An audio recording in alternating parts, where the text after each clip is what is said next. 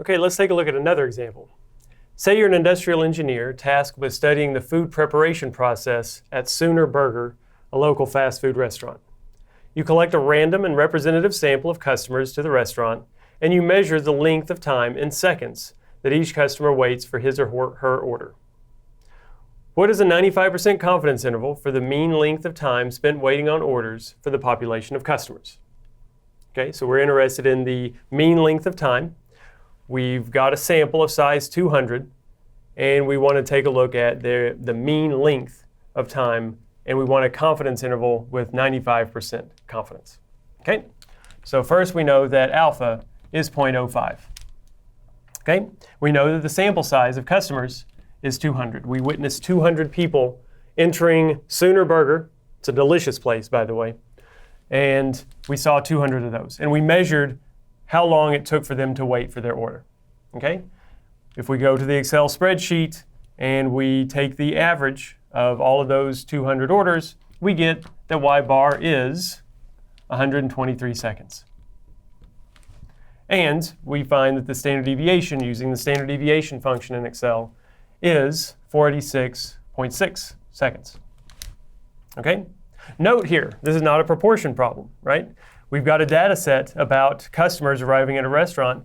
We could be asking any number of questions, including how long on average do they wait? Okay, so we're not even talking about proportions yet. We've got a confidence interval for the mean.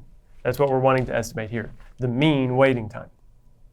Okay, we know that n equals 200, therefore the degrees of freedom is n minus 1, or 199. Okay, probably not going to have 199 degrees of freedom in our t-table. So we're going to have to use the Excel function t inverse. Okay, t inverse, again, it reads in the alpha, the entire alpha, the two-tail probability, that is 0.05, and it wants degrees of freedom 199. Once we input this in, Excel is going to tell us that the value of t is 1.972. That is written in our notation, t for degrees of freedom 199, alpha over 2, 0.025. That value is 1.972. Okay? And so we've got everything that we need to calculate the confidence interval for mean. The mean waiting time for customers. Okay, that is y bar plus and minus t 4 degrees of freedom, alpha over 2, s over root n.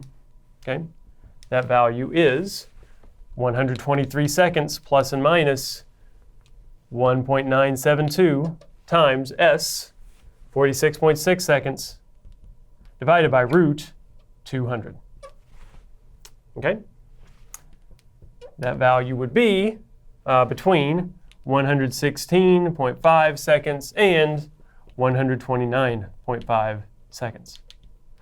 That is, we are 95% confident that the mean waiting time for customers at Sooner Burger is between 116.5 seconds and 129.5 seconds. Okay? And again, we're 95% confident on that result. One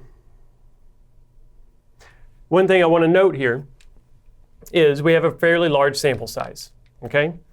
A sample size of 200, much larger than the magic number of 30, which is typically associated with the t-distribution in the first place. And that's okay, right? The larger the sample size, the closer our value of t gets to the z-distribution anyway. So this is completely valid. And in fact, what is the value of z associated with 0.025 in the tail?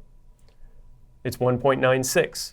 So as our value of n, our value of degrees of freedom, increases, this value gets closer and closer to the value you would see in the z-distribution anyway. Okay, 1.96 relative to 1.972. So this is a completely valid way to calculate this confidence interval.